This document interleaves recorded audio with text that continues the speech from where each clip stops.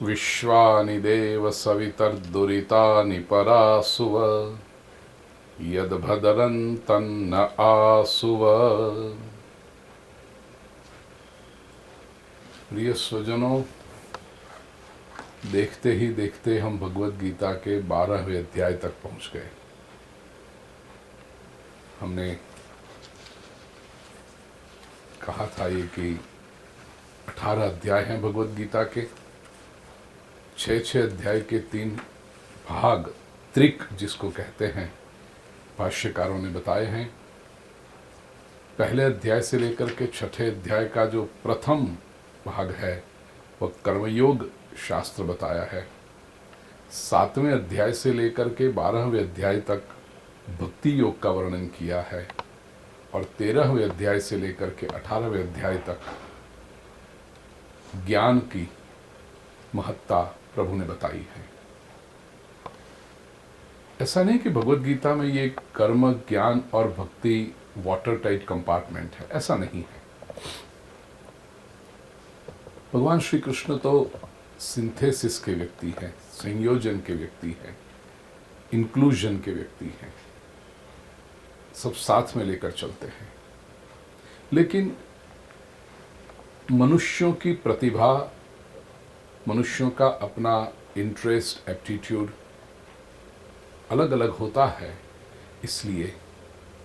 और यहाँ योजना भी कितनी सुंदर बताई। देखिए, कर्म से आरंभ किया, ज्ञान से विराम करेंगे और मध्य में भक्ति रखी है।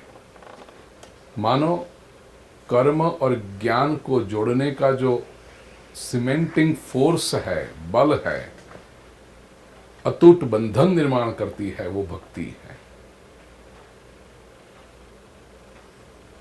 आइए, ये भक्ति मार्ग का जो शिखर है 12वां अध्याय, इसका नाम ही है भक्ति योग, उस पर संक्षेप में समय की मर्यादा में रहकर अपनी ये गीता विषाद से मोक्ष तक की यात्रा श्री कृष्ण के संग चलाते हुए प्रवेश करें।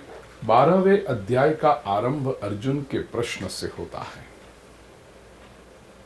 अर्जुन उवाच एवं सततयुक्ताये भक्तास्त्वां पर्युपासते ये चाप्यक्षरमव्यक्तं तेषां के योगवित्तमः।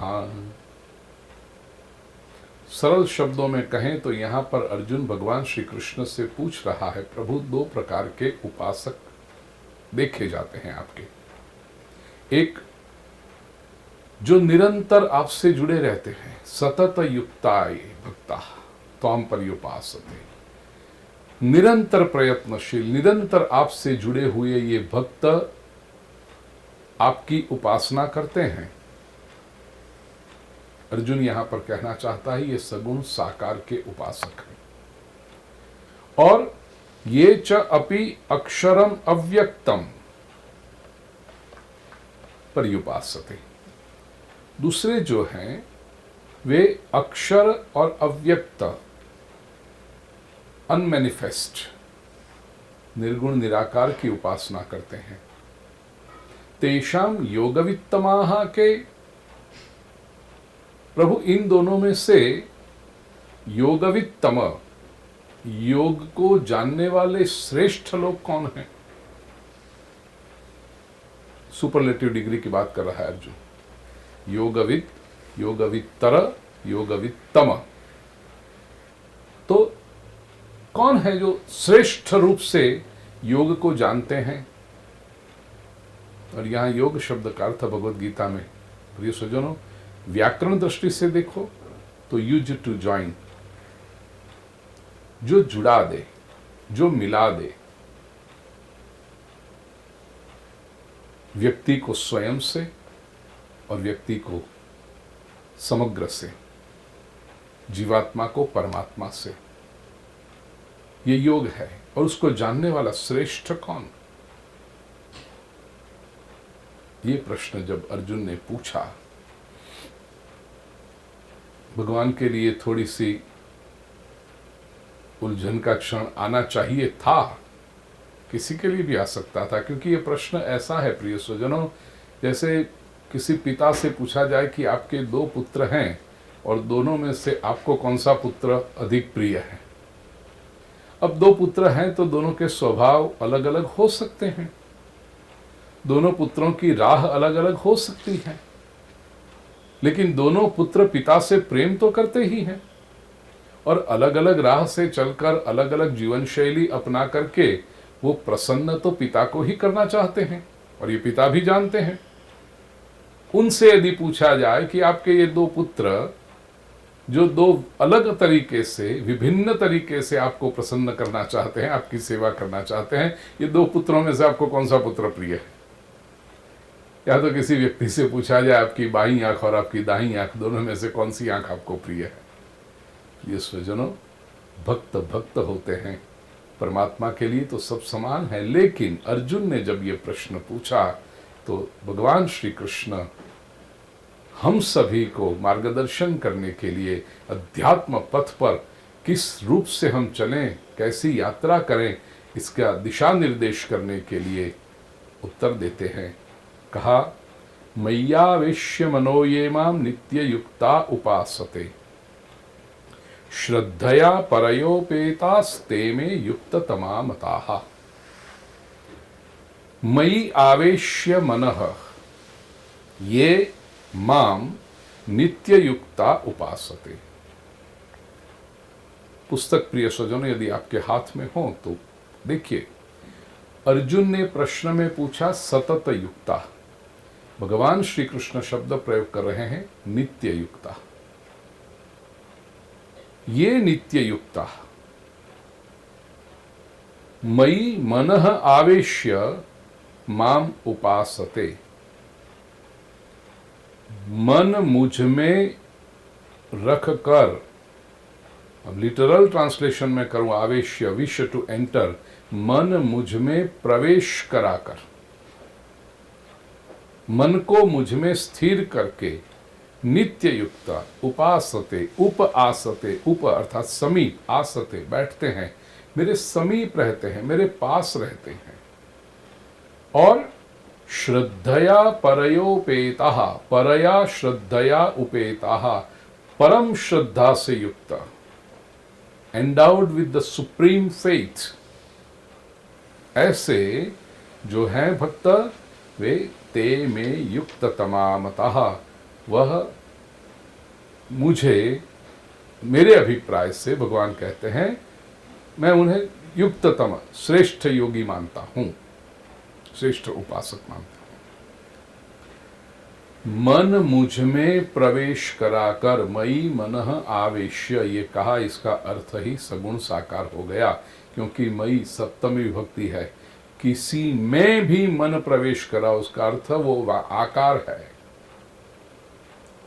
और प्रभु कहते हैं परया श्रद्धया उपेता, भक्ति में प्रिय स्वजनों सबसे बड़ा संबल, सबसे बड़ा आधार है श्रद्धा। ज्ञान मार्ग में व्यक्ति अपने तर्क का प्रयोग कर सकता है, हाँ, एक स्थिति ऐसी आएगी जब उसको ही लगेगा कि यह तर्क की कैंची तो निकम्मी है, फेंक दो इसे, लेकिन आरंभ में वो अपना तर्क करेगा। जो भी व्यक्ति अपनी बुद्धि समझता है उसका प्रयोग भी करने जाएगा ज्ञान मार्ग में, कुछ अंतर पर जाकर के उसको ये भी लगेगा कि ये बुद्धि नाम का जो साधन है बिल्कुल निकम्मा है, क्योंकि बुद्धि मदद करने से अधिक समस्याएं निर्माण करती है, तो बुद्धि भी व्यर्थ हो जाती है। लेकिन भक्ति मार्ग में प्रिय स्वजनों सबसे बड़ा आधार यदि कोई भक्त का होगा तो वो श्रद्धा है, और वो भी परया श्रद्धया युक्ताः उपेताः, परम श्रद्धा। श्रद्धा क्या है प्रिय स्वजनों? श्रद्धा शब्द की भी व्याख्या हमारे शास्त्रकारों ने की, सत धीयते अनया सा श्रद्धा, सत को धारण करने की जो शक्ति है वो श्रद्धा है। मैं आपको दृष्टांत दूं, परम सत्य को धारण करने की जो ऊर्जा है वो परम श्रद्धा है। सत्य को धारण करना पड़ता है। जब तक सत्य आपका दर्शन नहीं बनता, सत्य आपका अनुभव नहीं बनता, तब तक उसको संजोए रखना पड़ता है, संभाले रखना पड़ता है श्रद्धा के साथ, तभी यात्रा संभव होगी। दृष्टांत समझिए, आप वॉशिंगटन से न्यूयॉर्क बाय रोड निकलते हैं ड्राइव करते हुए। पहली बार आप जा रहे हैं। अब वॉशिंगटन से जैसे ही आप निकले, न्यूयॉर्क के लिए निकले, तो कम से कम इतनी तो बात आपको पता है कि न्यूयॉर्क है, जिस लक्ष्य पर आप पहुंचना चाहते हैं वो है न्यूयॉर्क। यदि आपको श्रद्धा ही न हो कि न्यूयॉर्क जैसा कुछ है, तो आप गाड़ी का इग्निशन ही स्टार्ट नहीं करोगे, आप इंजन ही स्टार्ट नहीं करोगे, आप अपने ड्राइवे से बाहर ही नहीं निकलोगे जब तक आपको श्रद्धा न हो कि न्यूयॉर्क है। पहली बात, स्ट्रीट पर आए, स्टेट हाईवे पर आए, बड़ा रोड हाईवे फ्रीवे पकड़ा और आपकी गाड़ी जा रही है। कैसे जा रही है? क्योंकि आपको पता है न्यूयॉर्क है। पहुंचे नहीं हो आप, लेकिन आपको पता है कि जिस रास्ते से जा रहे हो ये रास्ता न्यूयॉर्क जा रहा है। ये आपकी श्रद्धा है प्रिय स्वजनों, और ये श्रद्धा आपको गाड़ी चलाने के लिए प्रेरित करती है। जैसे जैसे आपकी गाड़ी आगे जा रही है, हर 10 मिनट 15 मिनट में साइन आता है। भारत की परिभाषा में कहूं तो माइलस्टोन आता है, जहां पर बोर्ड पे लिखा हुआ है न्यूयॉर्क 500 मील, पता नहीं मुझे वॉशिंगटन से न्यूयॉर्क कितना होगा, 200 मील, 180 मील, 160 मील, ये हर 10 मिनट में वहां पर साइन बोर्ड आते जाता है। ये दिखता हुआ साइन बोर्ड आपकी श्रद्धा को मजबूत करता है कि जी yes, you are driving in the right direction. समझिए, आधे घंटे तक, पौने घंटे तक आपने ड्राइव किया और कोई साइन बोर्ड नहीं आया, क्या करोगे? आपके मन में संशय होगा, am I right, am I going on the right path? क्यों नहीं आया कि न्यूयॉर्क इतना कम हुआ, न्यूयॉर्क के माइल घटते गए? अब ठीक है, आजकल जीपीएस सिस्टम है, फोन में चालू कर दोगे, पूछ लोगे, नहीं तो उसकी मैं दृष्टांत के लिए आपसे कह रहा हूं, यदि 15 मिनट 20 मिनट आधा घंटे पौने घंटे तक तब आपने कोई भी साइन बोर्ड नहीं देखा, आप एग्जिट लेकर के किसी गैस स्टेशन पे जाकर पूछोगे न्यूयॉर्क का रास्ता कौन सा है, और वो गैस स्टेशन वाला कहेगा ये आप जो जा रहे थे वो सही जा रहे थे। अच्छा ठीक है, अब आप में वापस हिम्मत आ गई। जब आपने न्यूयॉर्क की साइन नहीं देखी, माइलस्टोन नहीं देखा, तो क्या हुआ? आपके मन में संशय आया, मैं सही मार्ग पर हूं। जैसे ही संशय आया, आपकी गाड़ी की स्पीड कम हो गई। स्पीड कम हो गई, इतना ही नहीं, आप एग्जिट लेकर रास्ते से निकल गए, गाड़ी को रुका दिया, पूछा किसी से मैं सही जा रहा हूं ना, मैं पहुंचूंगा ना न्यूयॉर्क? और जब वापस आपको पता चला कि हाँ यही रास्ता है, फिर से आप ज़ूम करके निकल पड़े। इसको कहते हैं सत्य तक पहुंचने का जब अंतर है, तब तक सत्य को धारण करना पड़ता है। ठीक इसी तरह जब जीवात्मा परमात्मा की अनुभूति के लिए निकलता है, तो पहली तो बात उसको पता होना चाहिए परमात्मा है। दूसरा, उसको पता होना चाहिए मैं पहुंच सकता हूं। तीसरा, उसकी ये श्रद्धा है कि मैं जिस मार्ग से जा रहा हूं वो सही मार्ग है, वो मुझे परमात्मा तक पहुंचाएगा, तभी यात्रा संभव होगी। जिस क्षण इसकी ये श्रद्धा संशय में परिवर्तित हो गई, am I right, am I doing right, am I on the right path, जैसे ही ये संशय आना शुरू हुए, प्रिय स्वजनों, गति कम होते जाती है, रुक भी जाती है।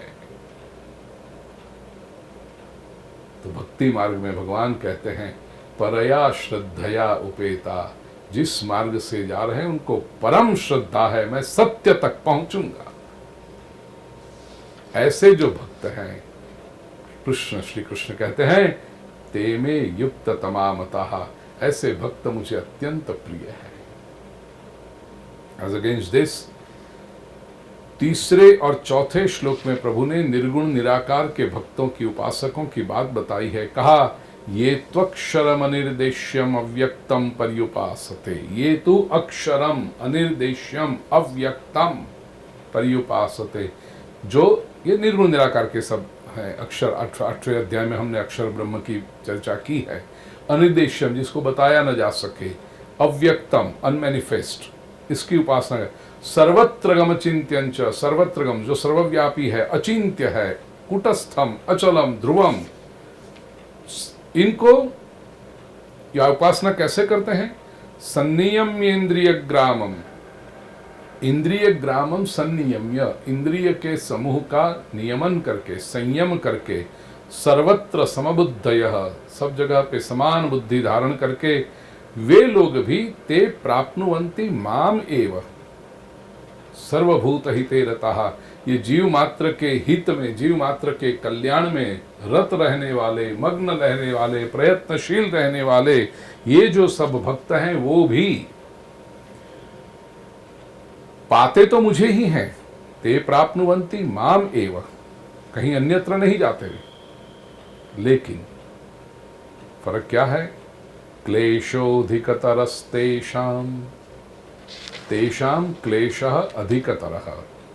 ये निर्गुण निराकार की जो उपासना करते हैं, उनके मार्ग में क्लेश अधिकतर है, उनको कष्ट अधिक झेलना पड़ता है। क्यों? क्योंकि उनका जो मार्ग है वो ट्रायल एंड एरर का है। अव्यक्ता ही गतिर्दुःखम देहवद्भिरवाप्यते। ये अव्यक्त गति है, निर्गुण निराकार की जो मार्ग में सिद्धि है, वो दुख से, कष्ट से पाई जाती है शरीरधारी के द्वारा, लोगों के द्वारा। क्यों? क्योंकि इसमें श्रद्धा का अभाव होता है। परया श्रद्धा की बात की ना, भक्ति मार्ग में लक्ष्य पर श्रद्धा है, ईश्वर पर श्रद्धा है कि लक्ष्य है, मैं पहुंचूंगा। क्यों? क्योंकि वो लक्ष्य मुझे अपनी ओर बुला रहा है। परमात्मा की ऊर्जा से, परमात्मा की प्रेरणा से, परमात्मा के मार्गदर्शन से मैं प्रभु की ओर जा रहा हूं। ये भक्त का स्थिर भाव होता है, मेरा प्रभु मुझे बुला रहा है। जबकि निर्गुण निराकार की उपासना में क्या होता है? टू बिगिन विथ वो है कि नहीं, वही संशय। और साधक जो जा रहा है वो अपने बलबूते पर जा रहा है। मैं प्रयास कर रहा हूं, ये प्रयास मैंने किया, सही आया, ठीक है, नहीं हुआ, मेरी भूल हुई, चलो फिर से सुधार लूं और आगे बढ़ूं। ये साधक का अपना मार्ग है। अब परमात्मा की शक्ति कहां और साधक की शक्ति कहां? पहुंचेगा अवश्य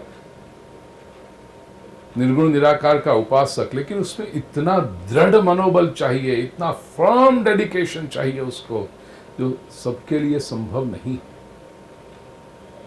कई बार मैंने कथाओं में दृष्टांत दिया है कि समझिए आप एक पर्वत की तलहटी में खड़े हैं और पर्वत के ऊपर ध्वजा फहराती हुई, लहराती हुई दिखाई पड़ रही है, और कहा जाता है कि वहां ध्वजा तक पहुंचना है, परमात्मा का स्थान वहां पर है। दो मार्ग हैं। पहला मार्ग जो ठीक से रास्ता बना हुआ है, लोग जा रहे हैं, थोड़ा घूम फिर के जाते हैं क्योंकि बना हुआ रास्ता है, पहाड़ की चढ़ाई है, तो टर्न लेके हुए, घूमते हुए जाता है। उस रास्ते पर जगह जगह पे विश्राम स्थल बने हुए हैं, पानी पीने के स्थान बने हुए हैं, भोजन का प्रबंध किया गया है, बहुत थक जाओ तो आराम करने के लिए भी स्थान बने हुए हैं, और लोग भी जा रहे हैं। जगह जगह पर वहाँ मार्गदर्शक भी खड़े हैं। भूल से भी कहीं आपने गलत रास्ता हो ही नहीं सकता, लेकिन यदि भूल से कहीं चूक गए तो गाइड खड़े हैं, मार्गदर्शक खड़े हैं, वो एक रास्ता है। समय थोड़ा अधिक लगेगा क्योंकि लंबा रास्ता है। और दूसरा रास्ता है ही नहीं, आप खड़े हो, ध्वजा दिखाई दे रही है, चढ़ना शुरू कर दो। अपना रास्ता खुद बना लो। पहुंचोगे, जल्दी भी पहुंच सकते हो, पता नहीं, क्योंकि रास्ता तो स्वयं को ढूंढना है। हाइकिंग करना पड़ेगा, ट्रैकिंग करना पड़ेगा, कहाँ कहाँ कैसे क्या आएगा पता नहीं। कौन सा मार्ग लोगे आप प्रिय स्वजनों? मैं जानता हूं आप में से अधिक लोग कहेंगे हम वो पहला वाला मार्ग लेंगे जो रास्ता बना हुआ है, जब से वो भक्ति मार्ग है। जगह जगह पे मार्गदर्शक संत, भगवंत, गुरु, विद्वान महापुरुष खड़े हैं। कहीं भी चूक जाओ तो आपका मार्गदर्शन करते हैं। जाने वाले लोग भी अधिक हैं, सारी सुविधाएं बनी हुई है। समय थोड़ा लगेगा लेकिन पहुंचोगे अवश्य। और दूसरा मार्ग है ना, निर्गुण निराकार का मार्ग है, जो सगुण साकार को छोड़कर ये निर्गुण, सीधा चलना होता है, छलांग लगानी होती है, अकेले जाना होता है। लेकिन होते हैं कुछ विलक्षण व्यक्तित्व वाले, वो कहेंगे ये सबके मार्ग पर कहाँ चले, हम तो अपना मार्ग स्वयं बनाएंगे। भटक भी जाते हैं। कुछ ऐसे भी होते हैं कि निकल पड़े और पहुंच भी ना पाए, लेकिन वो उनका तरीका है, कष्ट साध्य है। और वो भक्ति मार्ग जो है वो सरल है। 2 प्रकार के ये मार्ग बताए, दोनों का परिणाम भी बताया। 6ठे श्लोक में भगवान कहते हैं, ये तो सर्वाणि कर्माणि मयि सन्न्यस्य मत्पराः अनन्येनैव योगेन मां ध्यायन्त उपासते। जो सारे कर्मों को मुझ में समर्पित करके और मत पराह, मेरे परायण होकर, अनन्य भाव से, अनन्य योग से मेरा ध्यान करते हैं, मेरी उपासना करते हैं, ऐसे भक्तों को तो प्रिय अर्जुन तेषामहं समुद्धरता मृत्यु संसार सागरात। ऐसे भक्तों को ये मृत्यु संसार सागर में से मैं उनका उद्धार करता हूं। वह भी भवामी न चिरात पार्थ, न चिरात, तुरंत ही, इंस्टेंटली। मय्यावेशित चेतसाम, जिन्होंने मुझे अपना चित्त समर्पित किया है, जिन्होंने अपने चित्त को मुझ में स्थिर कर दिया है, ऐसे लोगों को मैं ये संसार सागर से, भव सागर से पार उद्धार करने वाला बनता हूं। भक्ति मार्ग प्रभु को अति प्रिय है प्रिय सुजन। भक्ति मार्ग में भगवान भक्त की रक्षा करता है, भगवान भक्त की श्रद्धा की रक्षा करता है, भगवान भक्त को ऊर्जा प्रदान करते रहता है, और भगवान ही भक्त को पार लगा देता है। इसलिए 8वें श्लोक में भगवान ने एक सरल रास्ता बताया, अथ चित्तम समाधातुम न शक्नोषि मयि स्थिरम। 8वें श्लोक में प्रभु ने कहा, मय्येव मन आधस्त्व मयि बुद्धि निवेशय निवसिष्यसि मय्येव अत ऊर्ध्वम न संशय। अर्जुन, यदि तू अपना कल्याण चाहता है, मय्येव मन आधस्व, मन को मुझ में ही स्थिर कर, लगा दे। मयि बुद्धि निवेश, बुद्धि को भी तू मुझ में लगा, प्रवेश करा दे तेरी बुद्धि को।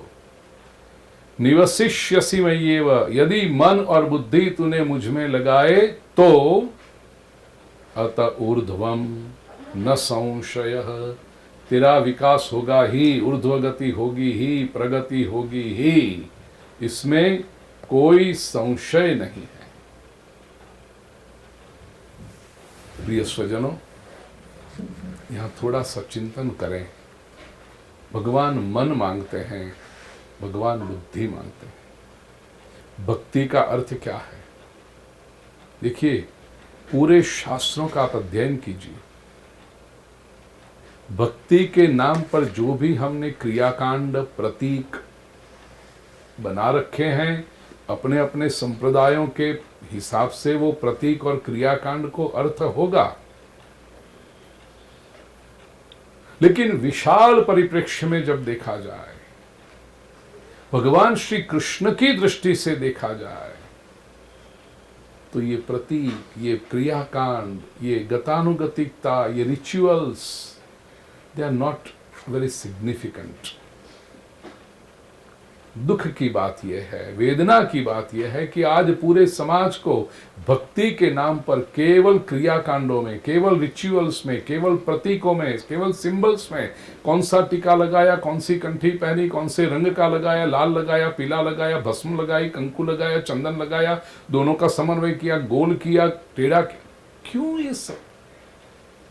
कौन से मंदिर में गए, किसमें नहीं गए, कौन सा प्रसाद खाया, क्या किया, कितने आइटम लगाई, इसी में फंसा दिया है सबको।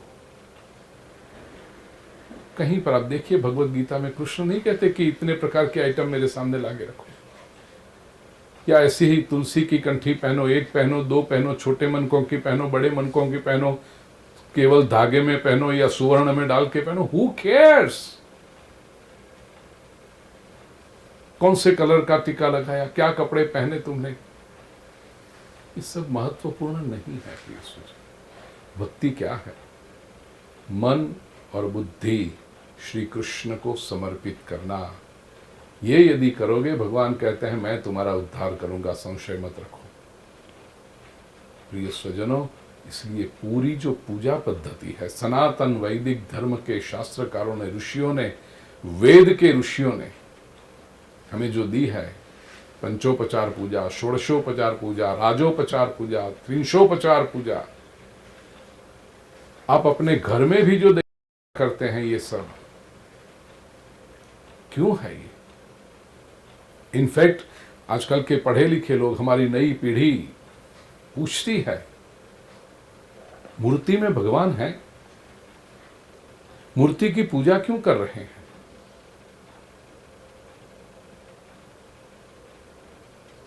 विपरीत और विरोधी धर्मों के प्रवाह जो आसपास चल रहे हैं समाज में, वे अपनी नई पीढ़ी को चैलेंज करते हैं, नई जनरेशन को। मूर्ति पूजा पर ही प्रश्न खड़े किए जाते हैं। अत्र तत्र सर्वत्र व्याप्त ऐसा परब्रह्म परमात्मा इतनी छोटी सी मूर्ति में कैसे हो सकता है? या मंदिरों में जब भगवान की मूर्ति की पूजा की जाए तो कुछ लोग उसका जो अर्थ नहीं समझते और अर्थ समझने का प्रयास भी नहीं करते, बाहरी लोगों की बहकावे में आकर के वो हमारी मूर्ति पूजा का विरोध करने लगते हैं। ये तो गुड्डे गुड्डियों का खेल खिला रहे। हम छोटे थे, खेलते थे डॉल से, आप इतने बड़े हो गए, ये इतनी बड़ी डॉल के साथ खेल रहे हो और क्या कर रहे हो? नहला रहे हो, वस्त्र पहना रहे हो, ये सब नहीं। प्रिय स्वजनों, मूर्ति पूजा के रहस्य को समझें। मूर्ति पूजा is a perfect science to train your mind. भक्ति क्या है? भक्ति ये मन का विकास है, दिस ट्रांसफॉर्मेशन ऑफ माइंड। और मन का विकास कैसे होगा? मन को दृढ़ बनाना होगा, मन को मजबूत बनाना होगा। मूर्ति पूजा ये मन का अभ्यास है, माइंड को इवॉल्व करना है। मन जो विचार करता है, जिसमें स्थिर रहता है, उसके प्रभाव को पकड़ता है, आत्मसात करता है और मन ऐसे ट्रांसफॉर्म होता है। जैसे स्पॉन्ज को आप पानी में रखो तो पानी को एब्जॉर्ब करेगी, स्पॉन्ज को दूध में रखो तो दूध को एब्जॉर्ब करेगा, पेट्रोल में रखो पेट्रोल एब्जॉर्ब करेगा, स्याही में रखो स्याही को एब्जॉर्ब करेगा। स्पॉन्ज के पास एक ही शक्ति है, टू एब्जॉर्ब। अभी स्पॉन्ज को कहां रखो वो आपके पर निर्भर करता है। मन भी ये स्पॉन्ज की तरह है, मन को जहां रखोगे मन उसके लक्षणों को एब्जॉर्ब करेगा, मन उसके जैसा बनेगा। और याद रहे प्रिय स्वजनों, मनुष्य जीवन मन पर निर्भर है। ऐसा मन जो शरीर में कहां है वो किसी को पता नहीं है। मैं कुछ समय पहले कुछ डॉक्टरों के साथ बात कर रहा था। डॉक्टरों ने मेडिकल साइंस में इतनी प्रगति कर ली कि बॉडी के छोटे से छोटे ऑर्गन को नाम दिया, उसके गुण बताए, उसकी शक्ति बताई, उसकी मर्यादा बताई, उसमें कौन सी बीमारी आए तो उसको ट्रीट कैसे करना, ये पूरा शास्त्र विकसित कर दिया। छोटे से छोटे टिश्यूज को नाम दिया।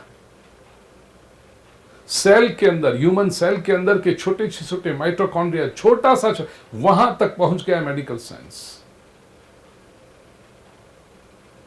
विश्व भर की लेबोरेटरीज में, हॉस्पिटल्स में, मेडिकल स्कूल्स में इतने सारे ह्यूमन बॉडी डाइसेक्ट किए गए। प्रिय स्वजनों, अभी तक किसी को मन नहीं मिला है। ये मन है कहां? जो मन इतने सारे विचार करता है, वो मन ही मिल नहीं रहा है। जो मन जीवन को दिशा देता है, वो मन मिल नहीं रहा है। हमारे ऋषियों ने मन का बहुत गहन अभ्यास किया है, मन की क्वालिटीज को और उस मन को कैसे मजबूत बनाया जाए, कैसे दृढ़ बनाया जाए, कैसे उसको इवॉल्व किया जाए, विकसित किया जाए।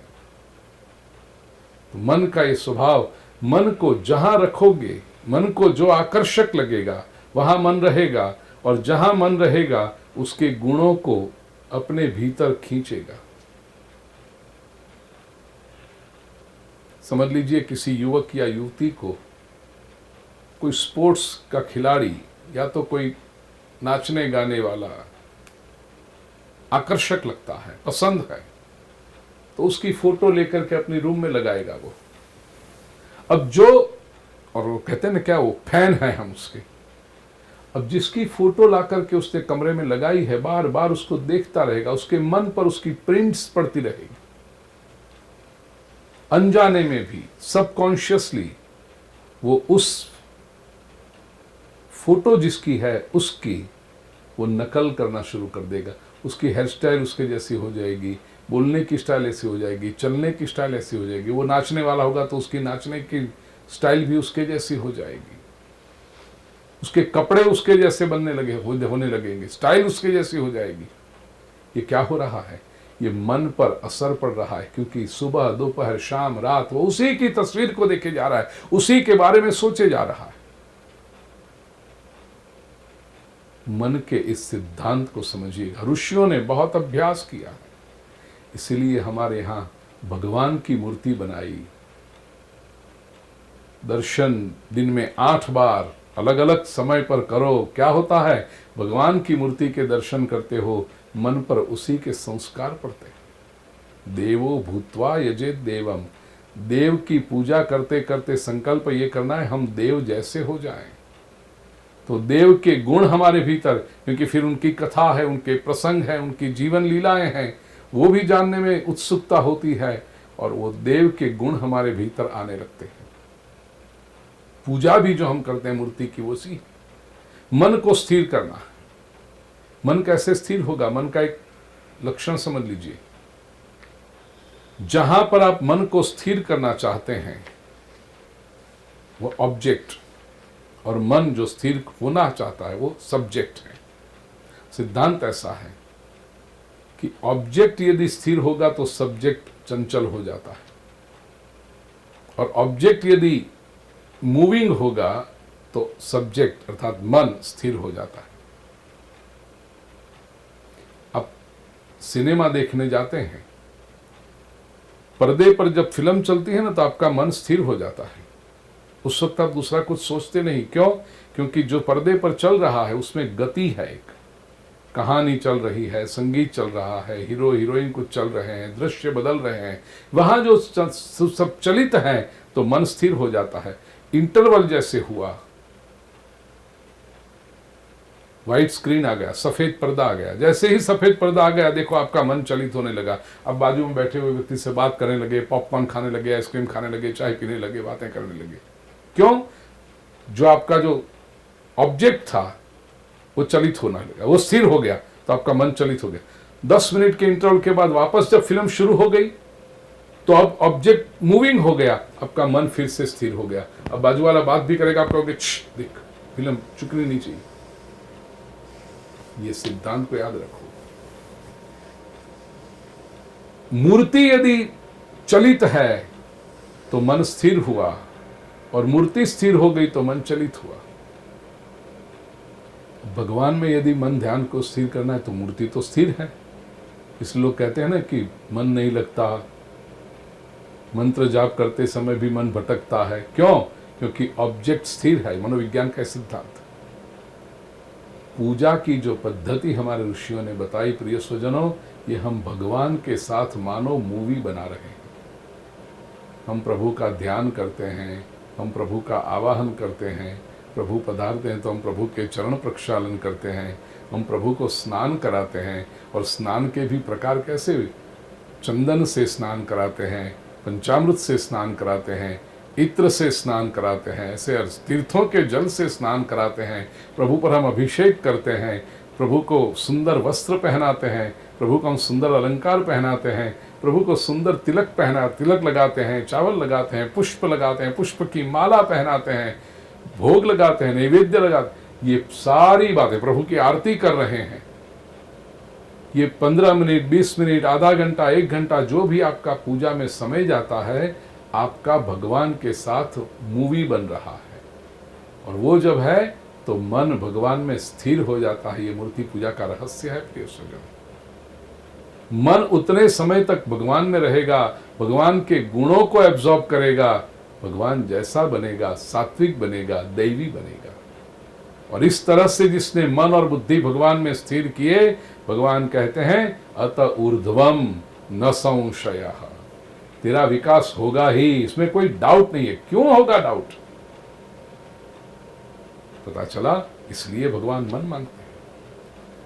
अब प्रभु जानते हैं कि सबके लिए यह संभव नहीं है, इसलिए 9, 10, 11, 12 ये श्लोकों में 11 श्लोक तक भगवान विविध मार्ग बताते हैं। ये मार्ग कोई एक मार्ग अच्छा दूसरा बुरा ऐसा नहीं है, लेकिन व्यक्ति का स्वभाव अलग होता है, व्यक्ति का इंक्लिनेशन अलग होता है, और वो इंक्लिनेशन अलग है, इसलिए प्रभु विविध उपाय बता रहे हैं।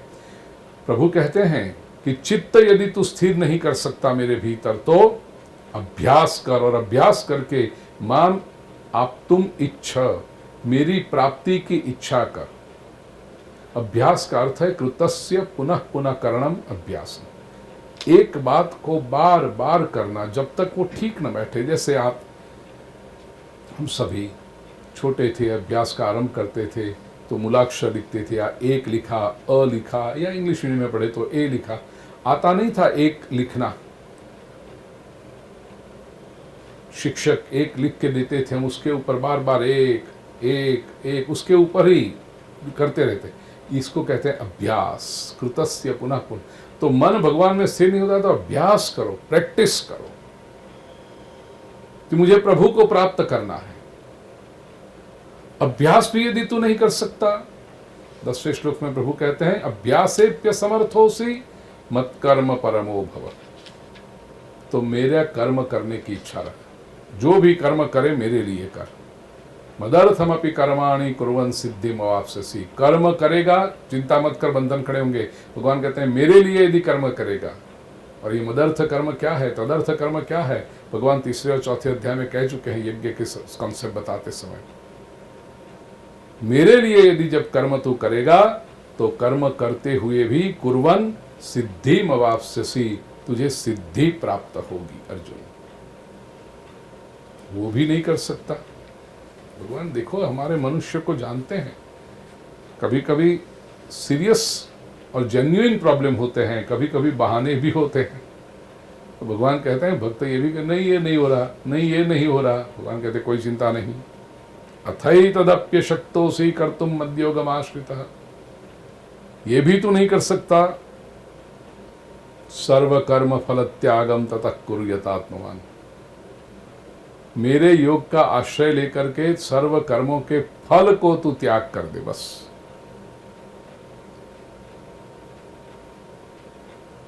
ये बहुत बड़ी भूमिका है, कर्म फल का त्याग करना।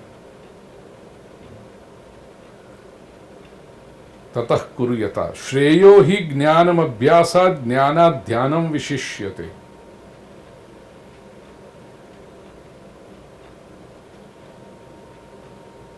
अभ्यास से ज्ञान कल्याणकारी है, श्रेय है। ज्ञान से ध्यान अधिक कल्याणकारी है। ध्यानात् कर्म फल त्याग, ध्यान से भी कर्म फल का त्याग अधिक कल्याणकारी है। क्यों? त्यागात शांतिरनंतरम, त्यागात अनंतरम शांति। त्याग जैसे किया कि तुरंत, अनंतरम का अर्थ है तुरंत, इंस्टेंटेनियसली शांति प्राप्त होती है। तो ये सज्जनों, शांति का एक बहुत बड़ा सूत्र है। सब लोग शांति चाहते हैं, लेकिन हम संसार में शांति चाहते हैं ना, वो रास्ता ही गलत है। संसार के लोग क्या कहेंगे? शांति चाहिए, हाँ तो क्या कर रहे हो? नहीं, संपत्ति इकट्ठी कर ले ना फिर शांति। क्या देखा?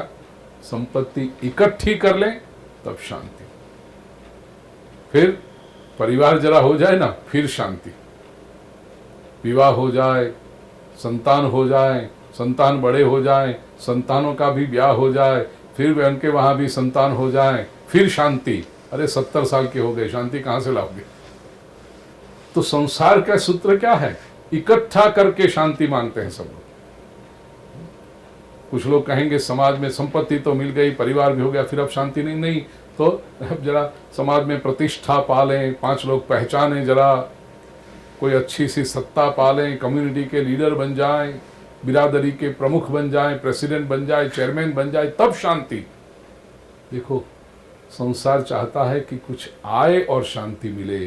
भगवान कहते हैं त्यागात शांतिर अनंतरम, त्याग से शांति मिलेगी। अब रास्ता ही गलत ढूंढते हो। लोग कहते हैं बहुत किया लेकिन शांति नहीं मिलती। कैसे मिलेगी? तुम इकट्ठा करके शांति चाहते हो, और भगवान कहते हैं त्यागात शांतिर अनंतरम, शांति तो त्याग से आती है। बात भी सही है भाई, जिसने छोड़ा उसी ने शांति प्राप्त की है, और छोड़ने में बहुत बड़ी हिम्मत है। याद रखना, हिम्मत जिसके पास हो वही शांति पा सकते हैं। इकट्ठा करने में तो डर है, इकट्ठा करने में तो संकोच है, इकट्ठा करने में तो भय है। व्यक्ति इकट्ठा इसलिए करता है, आज इकट्ठा करूं ताकि कल काम आए, आज जमा कर लूं, आज पकड़ के रखूं ताकि कल काम आए। ये इकट्ठा करते समय भी भय है कि इकट्ठा होगा या नहीं, कमा पाएंगे या नहीं, जमा कर पाएंगे या नहीं, और जमा कर लिया उसके बाद भी भय है, बच रहेगा कि नहीं, पकड़ा तो है लेकिन कोई ले जाएगा तो, छीन जाएगा तो, चला जाएगा तो, डेप्रिशिएट हो जाएगा तो, इंटरेस्ट रेट कम हो जाएंगे तो, स्टॉक मार्केट डूब जाएगा तो, मार्केट में रिसेशन आ जाएगा तो, टैक्सेशन बढ़ जाएगा तो। जब तक हाथ में है डर है प्रिय स्वजन, तो मत समझना कि इकट्ठा करके रखा है इसलिए निश्चिंतता आ जाती है, नहीं आती। अरे रोज देखना पड़ता है, बेचारे कुछ लोग टीवी भी देखें तो टीवी तो कम, लेकिन नीचे की जो स्ट्राइप चलती है ना, उसमें जो ऊपर नीचे का ग्राफ चलता है वही देखते रहते हैं कि जो इकट्ठा किया है वो कितना है, कितना बचा, कितना बढ़ा, कितना कम हुआ। इकट्ठा करने में बहुत समस्या है।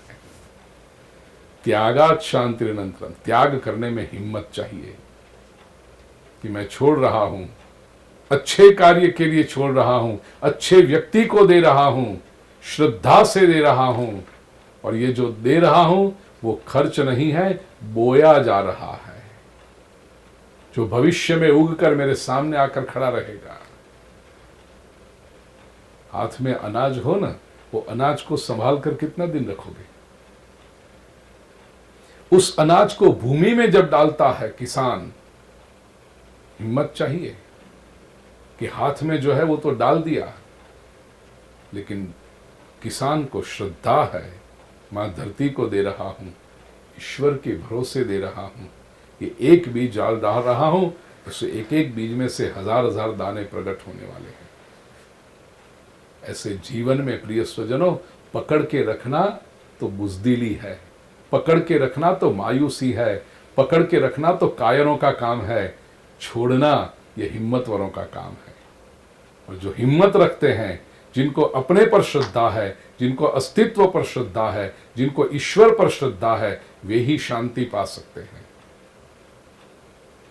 हमारे गुजराती के कवि राजेश व्यास, मिस्किन उपनाम से वो काव्य लिखते हैं, गज़ल लिखते हैं, उनकी बड़ी प्रसिद्ध रचना मुझे बड़ी प्रिय भी है वो, कि तारू कशु न हो तो छोड़ी ने आव तू, तारू कशु न हो तो छोड़ी ने आव तू, तारू बधू जो हो तो छोड़ी बताव तू। ये दोनों में से एक ही होगा ना।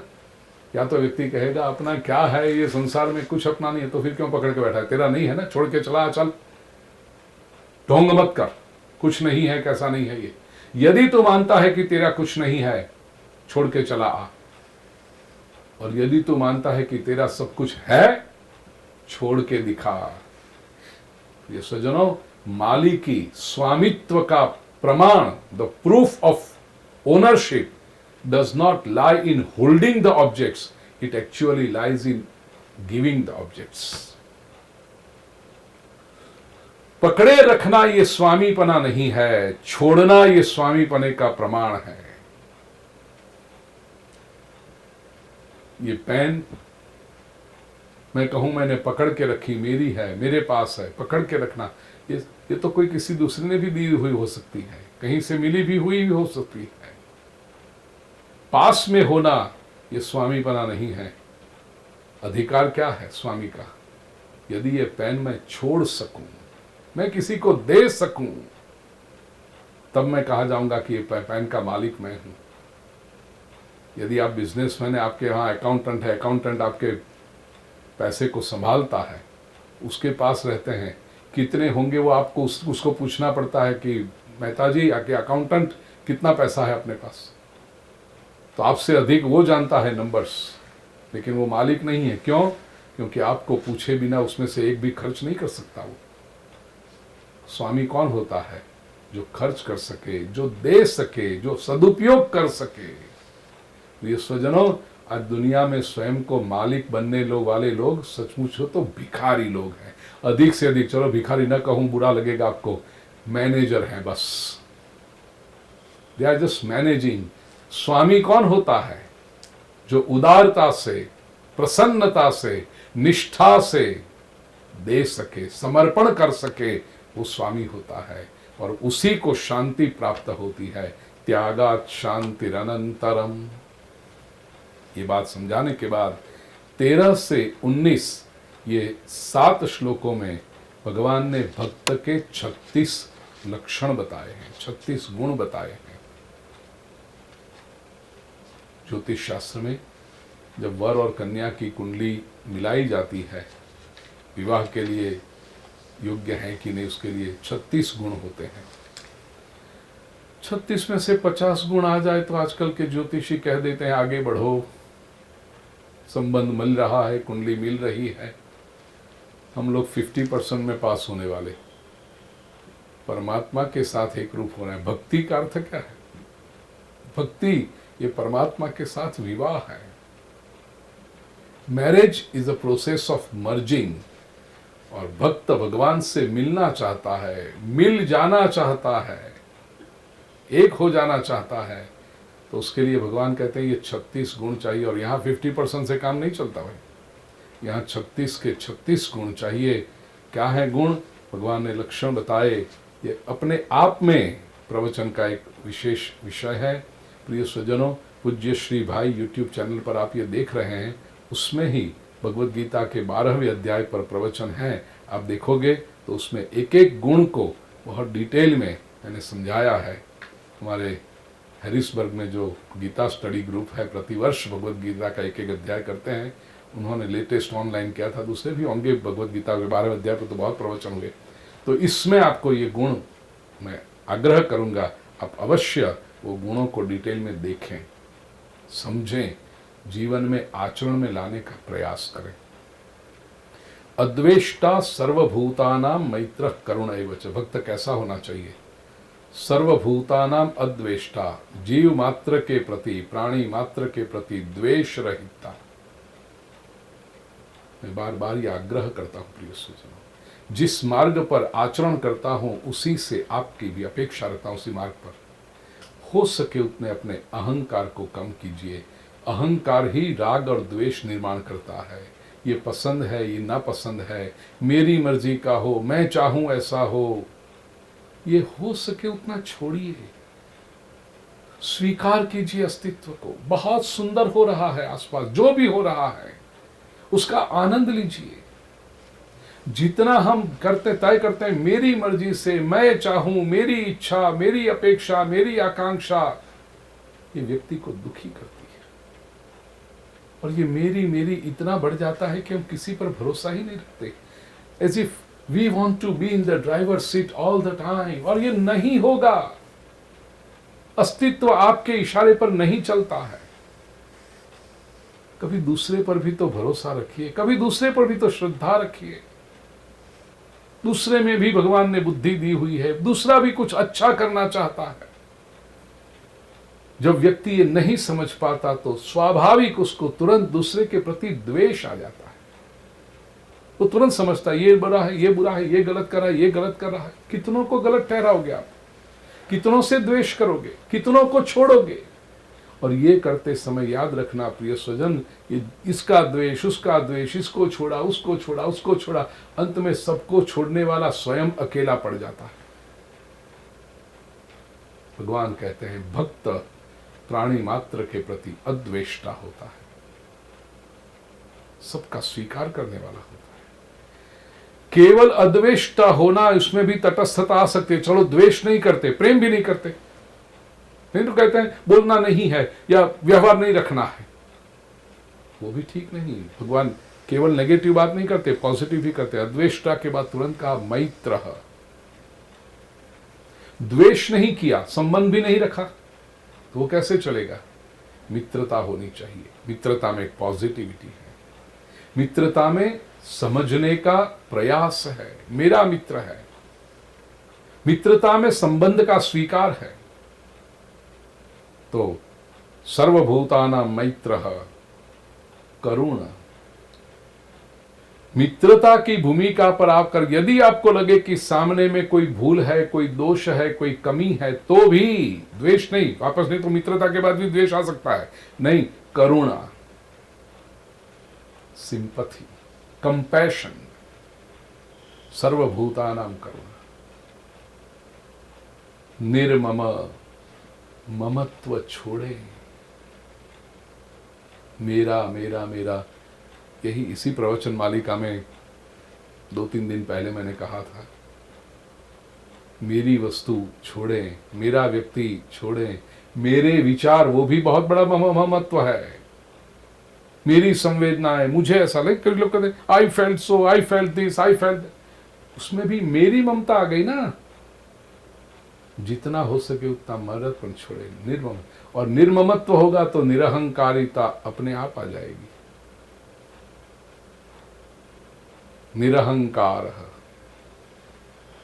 विश्व के केंद्र में अहम अर्थात मैं नहीं हूं, मैं विश्व का सेवक हूं।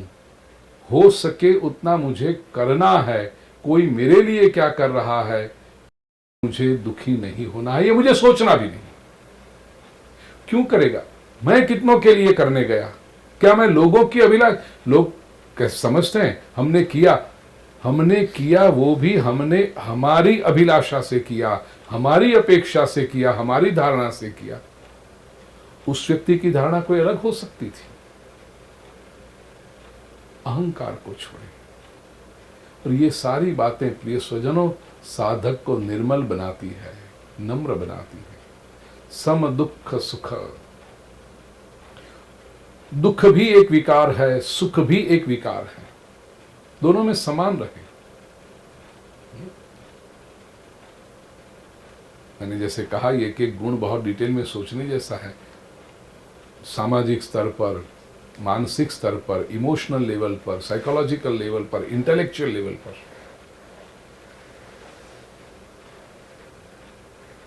संक्षेप में कहूं प्रिय स्वजनों, सुख और दुख को समान कैसे समझेंगे? जो आचरण करता हूं वही तो उपदेश कर सकता हूं। जीवन में मैंने जो कुछ पाया वही आपके साथ शेयर कर सकता हूं प्रसाद के रूप में।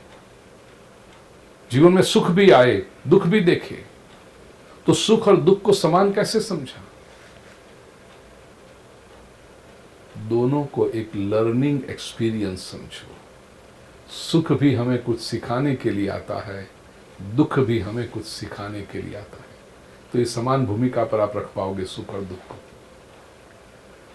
सुख में छलक नहीं जाओगे, दुख में बिखर नहीं जाओगे। यदि ये दोनों को एक लर्निंग एक्सपीरियंस समझोगे तो सुख के क्षण आए, प्रसन्नता आएगी, स्वाभाविक है। मैं ऐसा नहीं कहता हूं कि सुख के समय भी एकदम कलिंगड़ जैसा चेहरा बना के बैठो। प्रसन्नता आएगी, अवश्य आएगी, लेकिन सुख के समय वो चूक मत जाना कि ये सुख आपको क्या सिखा रहा है। और दुख के समय कुछ क्षणों के लिए संभव है, आंख में आंसू आ जाएंगे, वेदना होगी, मानव मनुष्य है हम, संवेदनाएं हमारे पास तो आएगी, लेकिन वो आंसू जैसे ही आए तुरंत पहुंचते समय अपने चित्त को एकाग्र करके पूछिए, ये दुख की घटना में मुझे सीखने जैसा क्या है। ये दुख भी मेरे लिए एक शिक्षक बन के आया है, लर्निंग अपॉर्चुनिटी बन के आया है। प्रिय स्वजनों, आप तुरंत वो दुख की भूमिका से ऊपर उठ जाओगे, आप साक्षी बन जाओगे। अब वो दुख आपको विचलित नहीं कर पाएगा। आएगा, प्रारब्ध था, कर्म थे, कुछ ऋणानुबंध ऐसे थे कि दुख की परिस्थिति आ गई। प्रिय से प्रिय व्यक्ति के साथ दुख आ सकता है, बरसों से जिसके साथ विचारों की एकता रही वहां पर मतभेद आ सकता है, लेकिन उसको एक लर्निंग एक्सपीरियंस समझ करके तटस्थ हो जाओ। वेदांत की परिभाषा में कहूं तो साक्षी भाव निर्माण कर लो कि इसमें से मुझे सीखना क्या है, और उस घटना को बह जाने दो। आप घटना के साथ मत बहना, नहीं तो दुखी होंगे। घटना को बह जाने दो, आप तटस्थ होकर के साक्षी भाव से देखो कि अब ये परिस्थिति भविष्य में निर्माण न हो, इसके लिए मैंने क्या सीखा इसमें से। सम दुख सुख, और कहूं भगवत स्मरण रूपी, भगवत नाम जप रूपी, भगवत स्पर्श रूपी कवच जिसने धारण कर रखा है, उसको ये सुख दुख की हवाएं स्पर्श नहीं कर सकती। Be protected in this strong shell of unison with God. संसार में आते हैं, ठंडी भी आती है, गर्मी भी आती है। भगवद गीता में कई बार कहा ना, शीतोष्ण सुख दुखदा। ठंडी आती है, गर्मी आती है, सुख आता है, दुख आता है, आया गया, हमें स्पर्श नहीं करता। और शीतो सुख दुख को समान समझने के लिए बार बार मैं कहूं, प्रिय सुजन, आचरण से बता रहा हूं, सुख देने वाले व्यक्ति के लिए भी शुभ कामना करो, दुख देने वाले व्यक्ति के लिए भी इसको समझ नहीं है, इसकी समझ में कुछ कमी है, वो कुछ अलग तरीके से सोच रहा है, इसलिए मुझे दुख दे रहा है। भगवान इसकी समझ को ठीक करो। सुख देने वाले के लिए प्रार्थना तो सभी के अंतःकरण में से प्रकट होती है, दुख देने वाले के लिए भी यदि प्रार्थना आपके अंतःकरण में से प्रकट हुई तो समझ लेना ये सम दुख सुख की भूमिका पर आप आ गए। और क्षमा कर दो। क्यों झगड़ना, क्यों बदला लेना।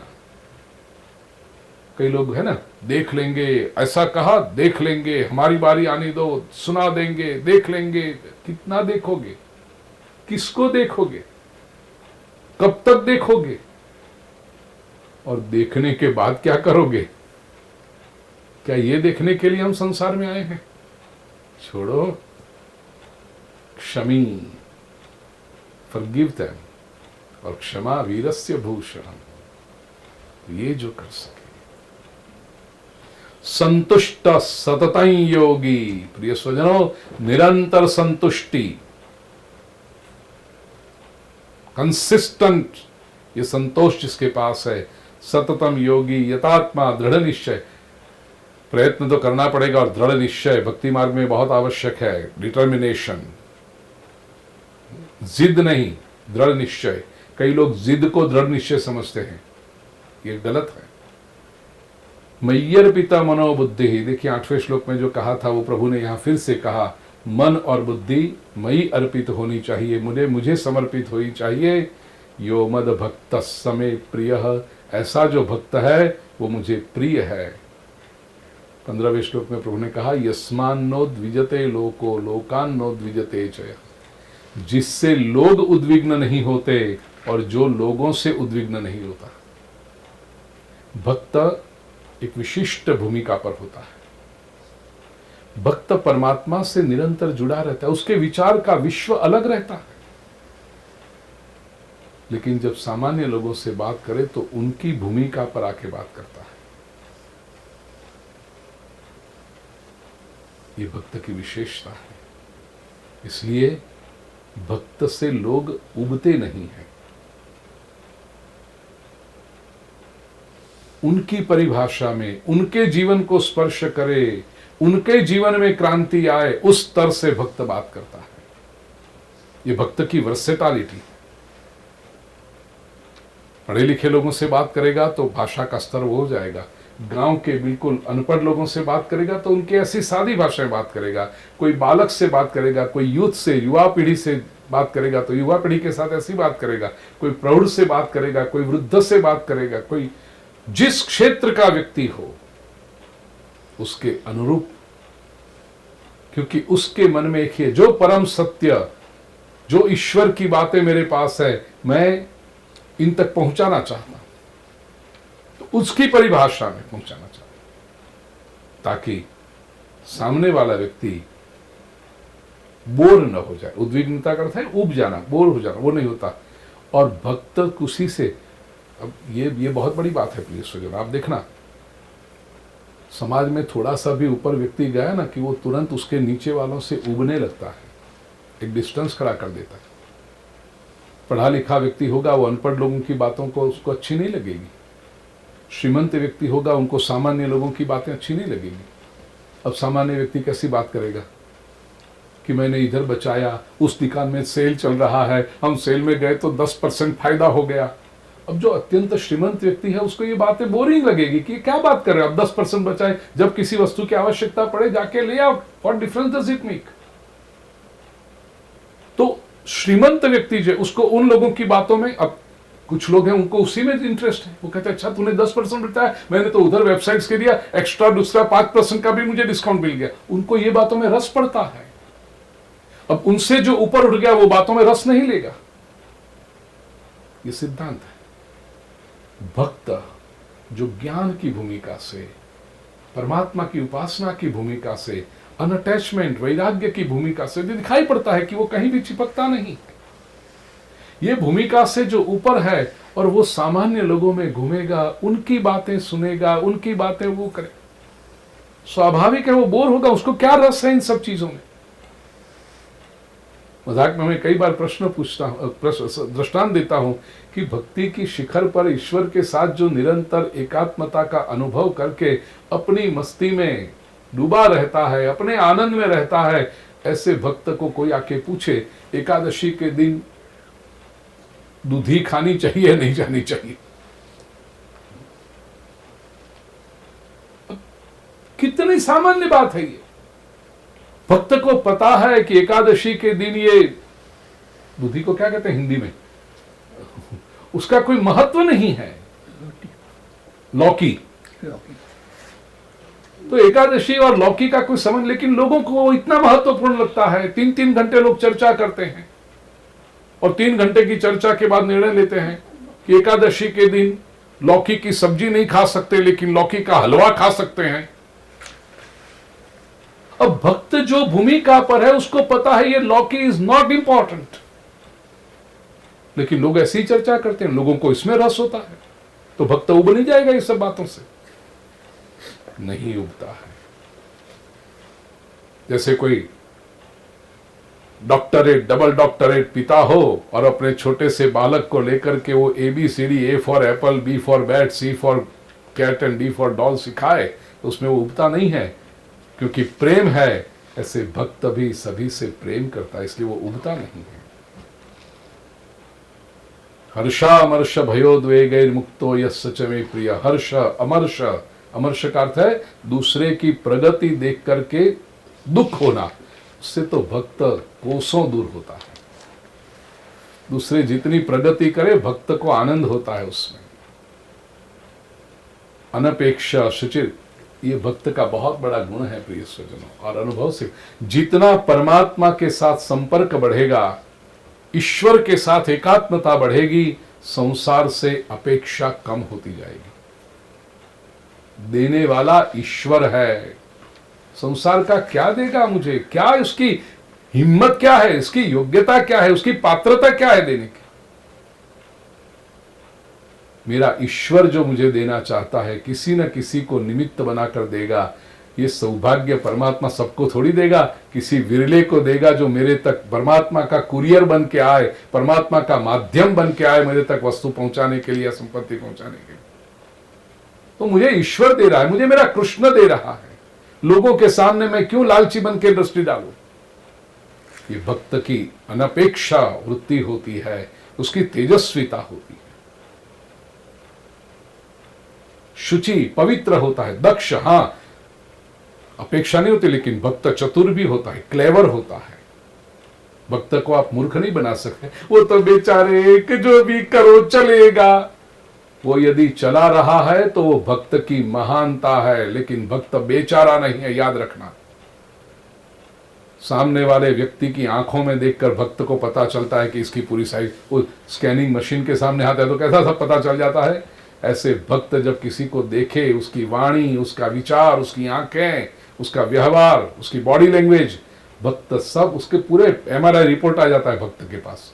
वो बोलेगा नहीं, वो बात अलग है, क्योंकि छोड़ो क्या इनके पीछे लगे, परमात्मा का विचार न करें। लेकिन ये मत समझना कि भक्त को पता नहीं चलता। भक्त दक्ष होता है, दक्ष का अर्थ चतुर, क्लेवर होता है। उदासीनो उत आसीना, ऊपर की भूमिका में है। और गतव्यथः, भक्त को किसी प्रकार की व्यथा नहीं होती। सामान्य व्यक्ति को जरा सा भी कुछ मन के विपरीत हुआ, अपेक्षा से विपरीत हुआ, तो उसके 4 घंटे, 4 दिन, 4 हफ्ते बाद बिगड़ जाते हैं। ऐसा हो गया, ऐसा हो गया। भक्त कभी भी व्यथा को पकड़ के नहीं रखता, छोड़ देता है।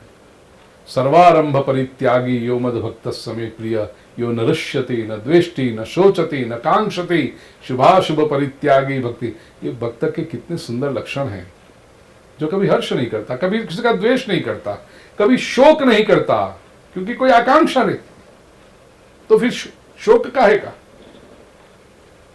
शुभ अशुभ जो भी है सबको छोड़ के वो आगे बढ़ जाता है। समस्त शत्रु च मित्रे च, शत्रु और मित्र में समान है भक्त, मान और अपमान में समान है, क्योंकि भक्त मान जानता है मान और अपमान जो संसार से मिलता है वो संसार की दृष्टि से होता है।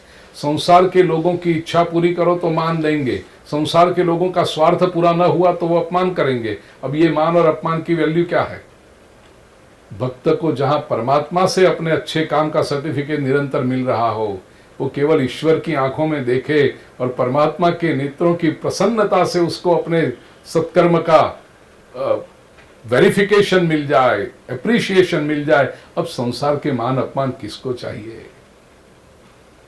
तो वो पर होता है। शीतोष्ण सुख दुखेषु सम, सुख दुख में सम होने की चर्चा हमने की। संग विवर्जितः, भक्त सबको अपना लगता है, लेकिन अंतःकरण से भक्त सभी से एक सेफ डिस्टेंस बनाए हुए होता, ताकि कोई भी नेगेटिविटी कहीं से भी उसको स्पर्श न कर पाए। जैसे डॉक्टर ट्रीटमेंट के लिए जाते हैं पेशेंट के वार्ड में, और डॉक्टर की अभिलाषा तो बहुत अच्छी है कि सबकी सेवा करें, सबको ठीक करें, लेकिन उस समय डॉक्टर वैक्सीन लेकर जाता है कि जिसकी सेवा करने जा रहा है उसके वायरस या उसका इन्फेक्शन डॉक्टर को न लगे। शारीरिक स्तर पे जैसे डॉक्टर सावधानी रखता है, ऐसे मन, बुद्धि और चेतना के स्तर पर भक्त ये सावधानी रखता है। संसार में कई लोगों के साथ, विविध मनोवृत्ति वाले लोगों के साथ उनको चर्चा करनी होती है, मिलना जुलना होता है, व्यवहार होता है। तो वो भक्त सबकी मदद करने जाएगा, लेकिन उनकी नेगेटिविटी वो खुद नहीं उठा के आएगा। वो संग विवर्जिता, अनासक्त होता है, और वो जब अनासक्त होता है तो लोगों को अधिक मदद कर सकता है, सहाय कर सकता है, लोगों का आधार बन सकता है। वही यदि ढीला हो गया तो, वही यदि नेगेटिव बन गया तो नहीं चलेगा। इसलिए संग विवर्जिता। तुल्य निंदा स्तुतिर मौनी, जैसे मान अपमान समान, ऐसे भक्त के लिए निंदा और स्तुति भी समान है। कोई स्तुति करे ठीक है, कोई निंदा करे ठीक है। मौनी, मौन का अर्थ केवल शब्द न उच्चार करना इतना नहीं है। लोगों ने मौन का अर्थ के आगे बोलते नहीं, अच्छी बात है, वो भी एक व्रत है मौन, लेकिन सारे इंद्रियों के व्यापार के ऊपर, सारे इंद्रियों के व्यवहार के ऊपर संयम, उसको कहते हैं मौन। अनावश्यक दृश्य न देखना, ये आंख का मौन है। कई बार कहा, लोग गाड़ी में ट्रैवल भी करते हैं ना, तो खिड़की से इधर उधर देखते रहते हैं, बड़े बड़े बिल बोर्ड, एडवर्टीजमेंट। क्यों देखते हो ये? न तुम्हें कोई क्रेडिट कार्ड लेना है, न तुम्हें कोई बैंक में अकाउंट खुलवाना है, न तुम्हें कोई नई गाड़ी लेनी है, न कोई नया कपड़ा खरीदना है, न कोई टीवी सीरियल से तुम्हारा निस्बत है, चाहे कारोबार संबंध है, और यही तो सब बोर्ड लगे रहते हैं। बेकार में आंखें फाड़ फाड़ के देख रहे हो, तकलीफ करो आंखें बंद, यदि ड्राइव नहीं करते हो तो। मैं तो जब भी ट्रैवल करता हूं आंखें बंद करके शांति से बैठ जाता हूं। क्यों ये अननेसेसरी दृश्य देखे? कचरा क्यों अपनी आंखों में लाए? ये आंखों का मौन है। ऐसे कान का भी मौन, अनावश्यक चीजें सुने ही नहीं। लोगों को चर्चा करने तो, बोलने तो हमें क्या करना है? ये कान से अंदर जाएगा ही नहीं, मन को स्पर्श करेगा ही नहीं। ये कान का मौन है। प्रत्येक इंद्रिय का मौन होता है प्रिय स्वजनों। भक्त ये मौन का अभ्यास ठीक से करता है। और संतुष्टो ये न के नचित, सभी प्रकार से भक्त संतुष्ट होता है। अनिकेत, अनिकेत का लिटरल मीनिंग है, निकेत का अर्थ घर, अनिकेत बिना घर का, बिना घर का नहीं, घर अच्छे से अच्छा घर हो भक्त का, क्यों ना हो, अरे उस घर में उसको भगवान को बिठाना है, तो भक्त का घर श्रेष्ठ होना चाहिए। लेकिन अनिकेत का अर्थ, भक्त कहीं भी जाएगा, कहीं पर वो अपनापन निर्माण नहीं करता है, माया का बंधन निर्माण नहीं करता है। वो साधु तो चलता भला, यही उसकी वृत्ति होती है। और स्थिरमति, अंतिम कहा 36वां गुण है स्थिरमति, जिसकी मति स्थिर है, जिसकी बुद्धि स्थिर है। भक्तिमान में प्रियो नरः, ऐसा जो भक्तिमान है, भगवान श्री कृष्ण कहते हैं मेरे लिए वो अत्यंत प्रिय है। ऐसा ये धर्म्यामृत, भक्ति योग को भगवान कहते हैं धर्म्यामृत है, ये धर्मामृत है। और ये धर्म्यामृतम इदम यथोक्तम पर्युपासते। श्री कृष्ण भगवान यहाँ बहुत प्रिसाइज हो रहे हैं। यथा उक्तम, एज सेड अबाव। अब इसमें कोई भी इधर उधर मिस इंटरप्रिटेशन करने का किसी को भी अधिकार नहीं है। भक्ति क्या है? श्रद्धाना मत परमा, श्रद्धापूर्ण जो है मेरे परायण हुए लोग हैं, ऐसे भक्ताहा ते अतीव में प्रिया, ऐसे भक्त मुझे अतीव प्रिय हैं। और भगवान ने क्या कहा? यथोक्तम, यथा उत्तम। बोलो, यहां पर टीके का कलर आया, सीधा टीका करते हो, टेढ़ा करते हो, लाल करते हो, यू शेप का करते हो, कौन सी कंठी पहनते हो, कौन सी माला पहनते हो, कौन से मंदिर में जाते हो, कहाँ नहीं जाते हो, कहाँ एकदम संकुचित मनोवृत्ति लेकर के जाते हो, इधर का प्रसाद खाओ उधर का न खाओ, आया कहीं पर भी ये भक्ति नहीं। इसलिए भगवान का ये शब्द ध्यान रखना, यथोक्तम, एज सेड अबाव। तो इसके बाहर की बातें जो भी करके आपको चक्कर चला रहे हैं, वो भक्त नहीं है, वो अपना स्वार्थ आपके पास से निकाल रहे हैं। भक्ति करनी हो, भगवान श्री कृष्ण का प्रेम संपादन करना हो, तो भगवत गीता के 12वें अध्याय में भगवान श्री कृष्ण ने जो बताए, यथा उक्तम, गीता के शब्द बोलता हूं, मेरे अपने शब्द नहीं है प्रिय स्वजनों, श्री कृष्ण के शब्द हैं। एज सेड अबाव, इन गुणों को जीवन में लाइए, आचरण कीजिए। जीवन जैसे जैसे ऊर्ध्व बनता जाएगा, गतिशील होता जाएगा, विकसित होता जाएगा, परमात्मा का प्रेम क्या है इसकी अनुभूति आपको होती जाएगी। ऐसे भक्त बने ताकि परमात्मा श्री कृष्ण पर प्रसन्न हो। यही सद्भावना के साथ ओम तत्सदिति श्रीमद् भगवद गीता सुपनिषत्सु ब्रह्म विद्यायां योग शास्त्रे श्री कृष्णार्जुन संवादे भक्ति योगो नाम 12वाध्यायः। श्री कृष्णार्पणमस्तु।